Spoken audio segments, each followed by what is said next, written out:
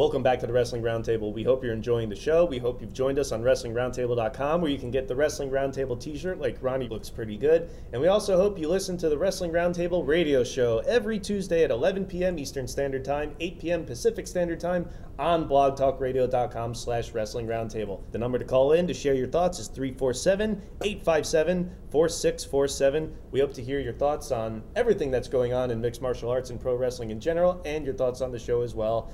We're going to move on to another fantasy booking sort of topic. Everyone seemed to enjoy the what should WCW have done after Starrcade 98 topic. This will be kind of along those lines. The scenario is you're a wrestling promoter and somehow you have your pick of the big three guys from each one. So 3 guys from WWE, 3 guys from TNA, and 3 guys from Ring of Honor to form your own promotion around. And we're going to go to Chris Harris first. Who are your picks? From WWE, I got Chris Jericho, who, besides Bret Hart, Chris Jericho's always been my favorite wrestler. He's right behind him. I think he adapts to everybody pretty well. He always has good matches, in my opinion. I've been following him since ECW. I have a long history of watching this guy, so I would definitely take him along. Especially in the past 2 years, Jericho has been a mainstay. Since he reinvented his whole entire character. Since Michael's feud. Yep. Mm-hmm. Mysterio from WWE. Mysterio, I've been watching also since ECW, a long time. Great matches. Him and Jericho, I always thought had the great matches all the time last year. Bring the two of them in. Have a good feud. Bryan Danielson, or Daniel Bryanson, whatever he's going by this week, from NXT, from just all the Ring of Honor shows and everything else I've seen of him. You know him better than WWE fans. I'm sure, yeah. I think that whoever I stuck him with in a match, he could bring the great match with everybody. Mm-hmm. From TNA, Kurt Angle, who I think everybody is going to pick. Why would we pick him? Kurt Angle, definitely. For 10 years, the guy has been having amazing matches with everybody. He's not afraid to put his body on the line, which kind of scares me as a promoter. Yes. But luckily, as a promoter, you can give him time off, which he has right now. Yep. Make him go to rehab, whatever it is. No. Samoa Joe, since Ring of Honor, since he burst out onto the scene in the early 2000s, another guy always having great matches. He's a huge guy, but he can still go with the high flyers. I think if I put him maybe with Jericho, that could lead to some interesting matches. We've already seen him with Angle a ton of times. Who knows with him and Mysterio. We've seen him with Danielson. I'm not really too keen on their matches, but maybe now things would be a little different. Last guy from TNA, Desmond Wolfe, better known as Nigel McGuinness to the rest of us. We've seen him with Danielson. We've seen him with Joe. But I would love to see him with Jericho, Mysterio. Those are guys. Smaller guys. Smaller guys, yeah, because he's the big guy in Ring of Honor, but I don't know how really he'd come across. Against these guys, my guys aren't really that big. Mm-hmm. So he could be the big guy, but he still had matches with Generico and smaller guys in Ring of Honor that have been good matches. Start the Ring of Honor guys, Davey Richards, a phenomenal talent all around. I think everybody with a Ring of Honor pick is going to have this guy too. He's had nothing but great matches, tag teaming with Eddie Edwards, singles matches by himself, even going back to the No Remorse Core when he first came in. The guy is phenomenal. Austin Aries, great high flyer, great personality. Love to see him and Mysterio. That would be a great feud, I think. He can pull off a great heel. Whoa. And finally from Ring of Honor, Claudio Castagnoli. A big guy, but he has great matches with small guys all of the time. Anybody that you put him in there with, he is always had great matches with the smaller guys. He would look big, probably like Nigel. Especially against Mysterio. Oh, yeah. And I could just imagine the match the two of them would have. Because he is Mexican, Japanese, even American high flight. He has had great matches with all of them. Very good picks. Let's see if Jay's match up. Jay, you're next. I know the internet is going to love this. From WWE, John Cena is my first pick. Because I'm a promoter, I'm trying to make money. Why would you want to do that? Cena makes more money than any wrestler right now. Why would I want to do something like that? John Cena can entice a heel response from the crowd, a babyface response from the crowd, and that's what you need. You need somebody who can do both. His wrestling skills have gotten a lot better, despite what everybody on the internet says. And I think he'd be a great starting point from WWE. Someone on our message board said recently that Cena's the type of guy who, if he has a good match, you're surprised. I'm not surprised. Me either. I expect a been- good match out of him. Absolutely. It's been so many years now since we started seeing these surprise matches. It's no longer it's a surprise if you see a bad match. He's Right. been working with the greats of the business, so he's my first pick. Chris Jericho, like you said, Chris Jericho's been on fire since he came back in 2007, I believe it was. He's just great overall. Another guy that can work babyface or heel. He can entice riots from the crowd. I love his language lately, the words he's coming up with. Punching women in the face. But that's always good too. Now, just That always gets a reaction. It's a good way to end the night. That's a nightmare for a promotion, but let's hope Jericho doesn't do anything like that. And then Rey Mysterio. I got to go with Rey Mysterio again because he's another guy who's been on fire, especially with Jericho. And I'd like to team him up with some of my other picks. And I'll start with TNA with Kurt Angle. Again, not a surprise. He's the best. We're not taking wellness policy into consideration No. for this scenario, obviously, but go right ahead. Now, the Aledo Wrestling Federation's not doing that. Kurt Angle is going to be at the top of the card. And here's where I go with my heart a little bit. I'm going to give Homicide a job because I love Homicide. He's my favorite wrestler. He's another guy that can entice emotion from the crowd, whether working babyface or heel. And his stuff with Bryan Danielson and Ring of Honor in 2006 was phenomenal. And all his other feuds in Ring of Honor were great. I'm glad he's back on TNA TV. 2 matches at Lockdown. Good for him. He's also a unique character. Right. Because of all the people we've mentioned before, none is like Homicide. Yeah, I'd like to work him with Rey Mysterio. I think that would be something different because he could probably really get under Mysterio's skin. Probably Third lots pick. of racism there. Absolutely. Puerto Rican, Mexican. Also, you have Mysterio is more the family-friendly. Yes. And Homicide Yeah. is Is the not. street No, thug. he's a notorious 187. How he's gotten this far in TNA and not cursed on TV like he did in Ring of Honor, I don't know. I think he has, actually. But my third TNA guy is Rob Van Dam. And I'm picking Rob Van Dam to put him with John Cena in the big rematch from One Night Stand 2.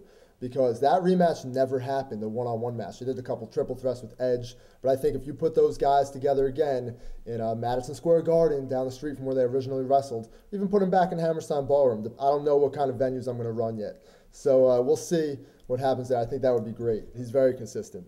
And Ring of Honor, I'll start with Davey Richards. Who's better than Davey Richards right now on the independent scene? Maybe even going up to TNA and WWE. This guy's been on fire for a long time, for as long as I can remember at this point, having great matches with everybody up and down the card. He reminds me a lot of the Dynamite Kid, he who we do not speak of a little bit, with a little bit of Japanese style mixed in. He's phenomenal. These two go together, Chris Hero and Claudio Castagnoli.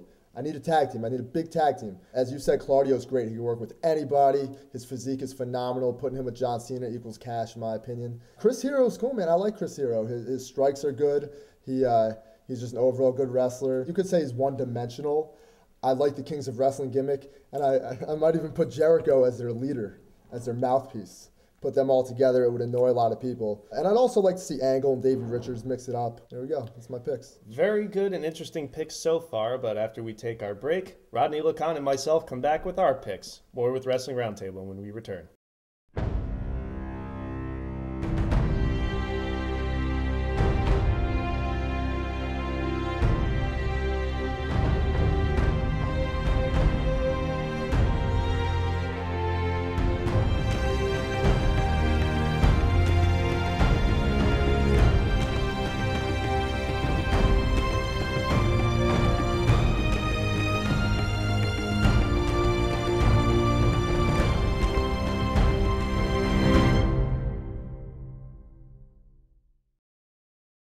You're talking about wrestling physics.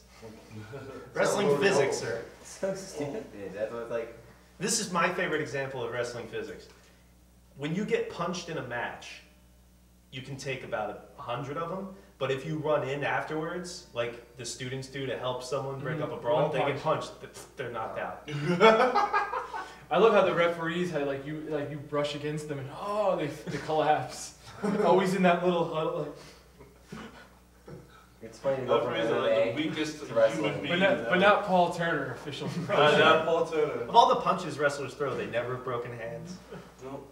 It's funny. Like that's what I was saying. It's funny to go from MMA to wrestling because like one punch a guy's out, yet these guys are taking 1, 2, 3, 4.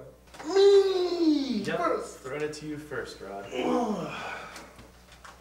then I will. Triple H, Shawn Michaels, and The Undertaker. 3 up and comers that really need the spotlight. Are you ready, Tim? Mr. Timmy? What is that from? That's his name. Yeah, but that sounds like something from a show. No, it's not from. No. No. We went on a cruise ship years ago, and the guys that worked in the restaurant called him Mr. Timmy. So we just stopped. We've been calling him it ever since. Mr. Timmy. Mr. Timmy. Mr. Timmy. Mr. Timmy. Weighing in at 215 pounds, so he says. You know what's so stupid when wrestling announces people as weighing in at? Friday Night SmackDown now? Every Friday They and say that? Monday they really weigh them. How stupid is it to Is say it the that? main events now they do it in WWE? Well, what I mean is, how stupid is that to say when they don't have weight divisions? If they don't have weight divisions, They've always kind of done. I remember Lillian Garcia used to say weighing in at. I know, but now that I guess I'm more into MMA, I think about stuff which they don't. Well, they used to have the cruiserweight division. I guess that was the. Yeah, but even then, before that, they didn't really. See, I always thought of the weight divisions as the belts. Like I always thought it was like, alright, we got the cruiserweight, intercontinental's kind of like. There's no weight division for Intercontinental. Like, I gotta make weight for my Intercontinental title match, you know? They only did that once with Christian in the chicken suit. or Matt, whoever the fuck it was. Matt Yeah, Hardy, that was Shannon the Moore. cruiserweight. Yeah, right. Yeah. That was like the only time weight was a factor in anything. But anyway.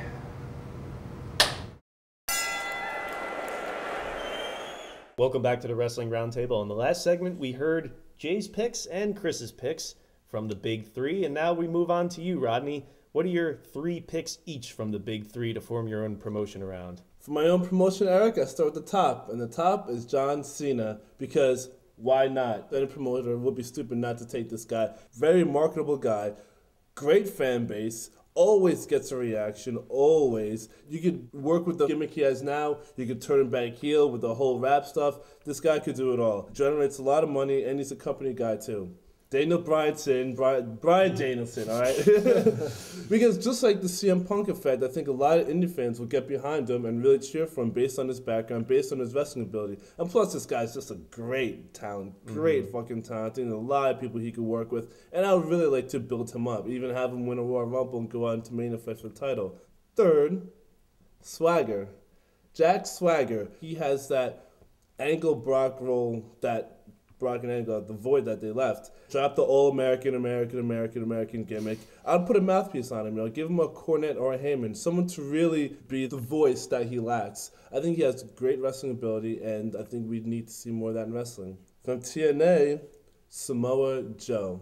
This guy has a very unorthodox style, very unorthodox look, but he can move. He can move like he's 100 pounds. I like his kickboxing, Muay Thai, very shoot MMA-like match. And what I would do is what ECW did 96-ish when they had Taz fight Paul Rollins, bring in someone like Dan Severn to test out Joe's MMA ability and have him beat Dan Severn, who's also a former pro wrestler. I think it would really build him up, take him to that next level. Desmond Wolfe will be next because he really is a great talker and a great wrestler. Here's a guy who really has it all. He could say so much by not even raising his voice. Just his tone and everything is this very creepy, very eerie guy. Great character. Last but not least is Kurt Angle, because why not? You really need this guy. This guy's been on fire since he came into pro wrestling. He could be a heel, he could be a face, he could wrestle from the top to the bottom. He made Big Show look good, all right? This guy really has what it takes. ROH, going 2-in-1 shot and going with the Briscoes, because at this day and age, we need tag teams. And what better tag team than 2 real-life brothers to have that Southern gimmick, something different, something refreshing. They've obviously grown in terms of tag team chemistry over the years, Yeah. especially in the last couple of years when they've been pretty much main event level acts for Ring of Honor. They were main eventing shows for the tag titles. So they've really got their stuff down, character-wise, in the ring, look, they've got it all. I've really enjoyed that Southern character. It almost reminds me of the old WCW they'll do. We don't see enough of that because in this day and age, everyone wants to be hip and modern in pro wrestling, and that doesn't exist. With their characters, the really Southern hit gimmick, you could take that to a whole The new deep level. south of Delaware. Well, with the Confederate flag stuff, we need some people who are pro-slavery. Exactly. Davey Richards, because I think just like you said, Jay, he has that Dynamite Kid factor. I don't know if that's a good thing in the long run, but he's really explosive, puts on good matches, great athlete, great performer, great wrestler, and I don't think there's anything bad you could say about this guy. Well, these are all very good picks, and there hasn't been a whole lot of variety, and unfortunately that's going to continue. You'll see one or two picks that are not going to match up, but I think we all happen to be fans of the same guys for the most part. So I will move on and give you my picks, and you'll see which ones are different. Of course, for WWE, you have to start with John Cena. If you're thinking about the whole point of getting into pro wrestling or running pro wrestling, and that's making money, you have to go to the top, and that guy is John Cena. He sells more merchandise than anybody. He sells tickets. He sells pay-per-views. He is the man. And someone mentioned he was a company man. This guy is not someone who complains. He does everything that's asked of him. He's mainstream, or at least as close to mainstream as we're going to get in this era, the post-Attitude Era. This guy has a lot in terms of marketability, charisma, skill. He's pretty much the whole package. He may not have the skills of a Daniel Bryanson in the ring per se, but he definitely does make up for it. I also would pick Rey Mysterio Jr. because one of the things I'm also looking at is the broad scope of variety. Rey Mysterio appeals to the Mexican audience. Obviously, Latin America is starting to become a much bigger presence in America. You have the Mexican market as well. He could always go back to there. And I really think that Rey Mysterio, when it's all said and done and he finally retires, the guy's been wrestling probably over 20 years at this point. I think he's going to go down as one of the all-time greats. Not just one of the all-time great luchadors, but one of the all-time great wrestlers as well. I'm a very big fan of Rey Mysterio for that. But my last pick is not Daniel Bryanson. I'm picking The Undertaker. Someone who has credibility, has longevity. He may be on the tail end of his career, but it's also a much different gimmick than everyone else has had so far. A lot of these guys are more straight-up wrestlers per se. This is more cartoony, but obviously there's a lot you could do with it if it's been going on 20 years more or less. And just looking at this year so far, Mysterio at the Rumble, Michaels at WrestleMania, this guy can obviously, no matter how much pain he might be in, still go. Those were great matches, and I definitely would pick him up because people love him as well. Moving on to TNA, Kurt Angle, of course, in my opinion, the greatest wrestler ever, has a lot to offer when he's healthy. That might be an issue, of course, but how could you pass up on the only Olympic gold medalist in wrestling? You'll see a lot of these guys are more maybe MMA or real sports-oriented. Kurt Angle's got to be at the top of the list. Always has great matches, and he pulled one out of Mr. Anderson at the last Lockdown pay-per-view. Like someone said before, he's been going for 10 years with this, and he's definitely one of the all-time greats. And, of course, also Samoa Joe. I have said it on the show before, it's a shame and a farce that Samoa Joe wasn't the biggest thing in wrestling years ago. When he made that jump to Ring of Honor from Ring of Honor in 2005, right around when he was fighting Kobashi in the New Yorker Hotel, he was fighting Liger on his first pay-per-view for TNA. This guy had it all. People were into him. They've pretty much squandered it, but maybe it's one of those situations where people are going to like him no matter what. No matter how much WWE squashed Taz and Tajiri when they brought them in, people still liked them. They still wanted to see them break through. Maybe Joe's like that. He's also bigger, Samoan, different ethnicity, different background. He brings a lot to it. But different than the rest of you picking Nigel or Desmond Wolfe, I'm picking the Pope because he's black. Moving on to Ring of Honor? No, not just that, of course. I think he's obviously very charismatic. I've said that match with AJ Styles at Lockdown really delivered. If that was his test for the main event slot, I thought it lived up to the hype. I think he suffered a broken collarbone or some sort of injury in the middle of the match. You wouldn't even know it. It delivered. It was a really good match. And he's more of that over-the-top charismatic personality. I like his look. I like his gimmick. I think he's really grown as a wrestler and a performer. Some wrestlers I know may not agree with that, but just as an outside fan, not in the ring with him, I think he's really good. And he's only going to get better too, man. He's out of control lately. He's been really good. Moving on to Ring of Honor, of course, Davey Richards. If you watched indie wrestling at all last year, you saw how good this guy is. Definitely has grown in the past couple years, especially when you first see him around that ECWA, winning the Super 8 period, moving into Ring of Honor, obviously emulating the Japanese light heavyweight or junior style. Guy has grown immensely in terms of wrestling in the years, has great matches, even in tag teams. He's had great matches with Eddie Edwards, who's also grown as well, but the American Wolves. This guy is even a good character. not really known, much like Bryan Danielson. People think he doesn't have charisma. That's fucking bullshit. Davey Richards has charisma too. He was a pretty shitty babyface, but as a heel, like in the past year or so when he was feuding with Kevin Steen and El Generico and talking to Kevin Steen down like he's the jock that picking on the fat kid, that stuff really worked. And even when he was playing the second fiddle to Rocky Romero, why do I have to carry the bags? Why can't I go to the parties? Even that was funny. Yeah.